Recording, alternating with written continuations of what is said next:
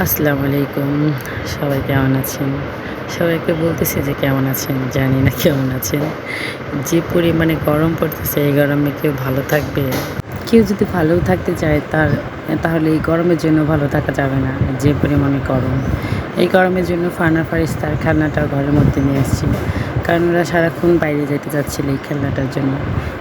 এইজন্য আমি রাইগে ছোটো একটা রুমের মধ্যে এই খেলনাটা নিয়ে আসছি। যাতে ওরা রুমের মধ্যে থাকে, এই গরমের মধ্যে বাইরে যেতে না যায়।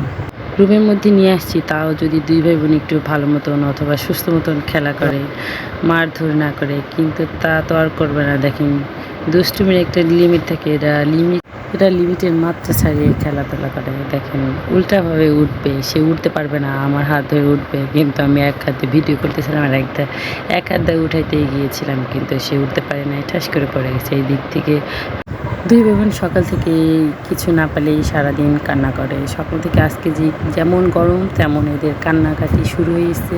আর জানি না আমার ছেলে মেয়ে ২টো এমন হচ্ছে কেন, শুধু কান্না করে সারাদিন। আমাদের বাড়িতে আরও ২টা বাবু আছে, কিন্তু ওরা একটু বড়, ওরা একটু কান্না করে কম, কিন্তু ফারহানা ফারিস্তা কান্নাটা একটু বেশি করে, শুধু কান্না করে। এদিকে মারামারি করবে, কান্নাকাটি করবে। এরা মারামারি করতেছিল, আমি রাইকে তারপরে ২ ভাই বোনের ২টা মার দিয়েছি। আজকে সকাল থেকে ২টা না, এরা অনেকগুলোই আজকে মার খাইছে আমার হাতে। সকালবেলা তার বাবা খাইতে বসছিল, তার বাবাকে অনেক পরিমাণে জ্বালাচ্ছিল, বাবা অনেকগুলো দামকি দিয়েছে। কী আর করবে, এই গরমের মধ্যে সবাই বিরক্তি হয়, বুঝছেন।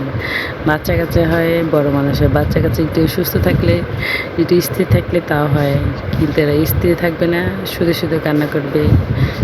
২ ভাই বোনই তো এটা নিয়ে অনেকক্ষণ খেলা করলো।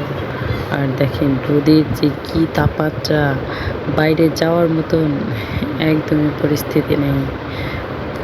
কিন্তু পোলাপান তো আর এটা বুঝবে না যে বাইরে কী পরিমাণ রোদ অথবা গরম। সবাই ভালো থাকবেন, সুস্থ থাকবেন। ভিডিওটা এই পর্যন্ত। কি তারা ভিডিওর মধ্যে যে কতবার মারামারি করেছে তারাই ভালো জানে। দেখেন, মারামারি শেষ মুহূর্তে তারা কান্না